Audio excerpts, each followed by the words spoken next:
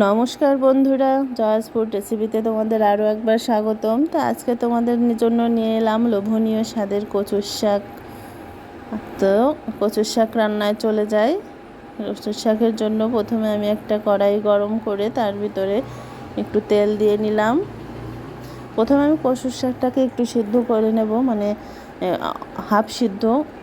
তো সেজন্য সে গরম তেলের ভিতরে কচুর শাকগুলো দিয়ে দিলাম। কচুর শাকগুলো দিয়ে এর ভিতরে একটু নুন দিয়ে দেব। এখানে আমি 1 চামচ মতো নুন নিয়েছি। দেখো কচুর শাকটা পুরো ভরা আমার কড়াইতে। আর এই যে দেখো, এটাকে বলে বোম্বাই লঙ্কা। তোমরা কে কে এই লঙ্কাটাকে চেনো আমাকে অবশ্যই কমেন্টসে জানাবা। এটা আমার গাছের লঙ্কা, এরকম লঙ্কায় অনেক গন্ধ। তো লঙ্কাটাকে আমি একটু কুচিয়ে এর ভিতরে দিয়ে আমি এখন এটাকে ঢাকিয়ে দেব। 5 মিনিটের জন্য ঢাকিয়ে দিলাম।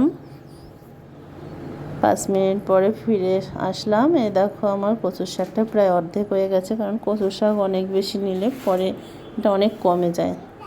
দেখো, হালকা একটু জলও বের হয়েছে। আমি এতে কোনো জল দেইনি, কারণ আমি এটা ধুয়ে সঙ্গে সঙ্গে রান্না বসিয়ে দিয়েছি। আলাদা কোনো জল দিতে হবে না এটাতে।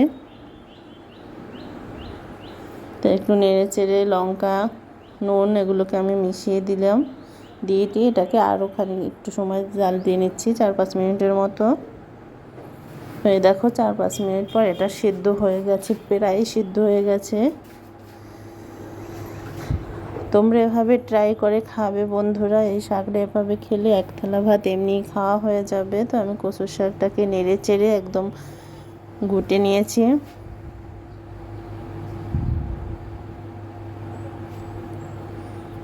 ভালোভাবে মিশিয়ে নিচ্ছি।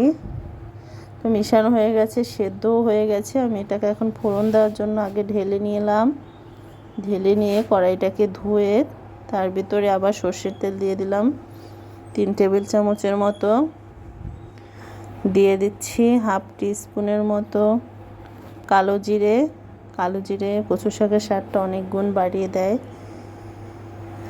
দিয়ে দেব মিডিয়াম সাইজ 2টা পেঁয়াজ কুচি।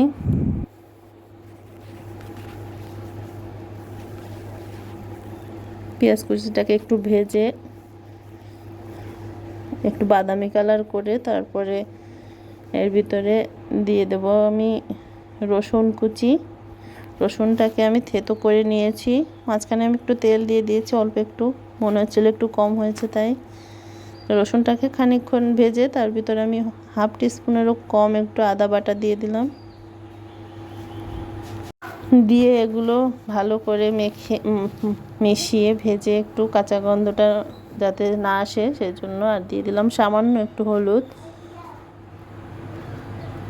আমি তখন হলুদ কিছু দেইনি শাকের ভিতরে।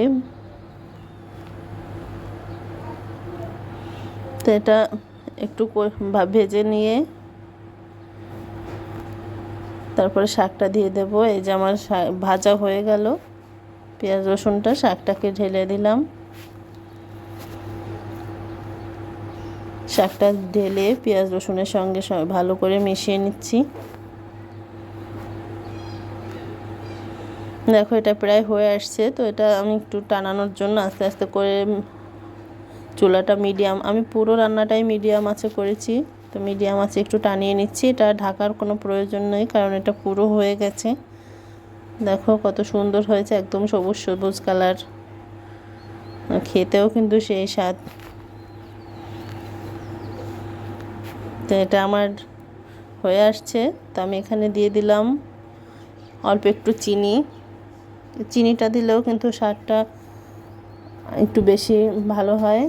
চিনিটা অবশ্যই দেবে, অল্প একটু চিনি, মানে হাফ টিস্পুনেরও অনেক কম, 1 চিমটির মতো। তো শাকটা আমার হয়ে গেছে। দেখো, আঠালো ভাব হয়ে গেছে, একদম কড়াইয়ের সাথে আর মিশে যাচ্ছে না। তার মানে জলটা আমার সম্পূর্ণভাবে শুকিয়ে গেছে।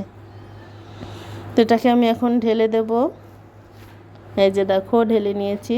আরেক দিয়ে দিলাম সেই বোম্বাই মরিচ। গরম গরম ভাতের সঙ্গে 1 চামচ কচুর শাক হলে জাস্ট জমে যাবে। তো আজকের মতো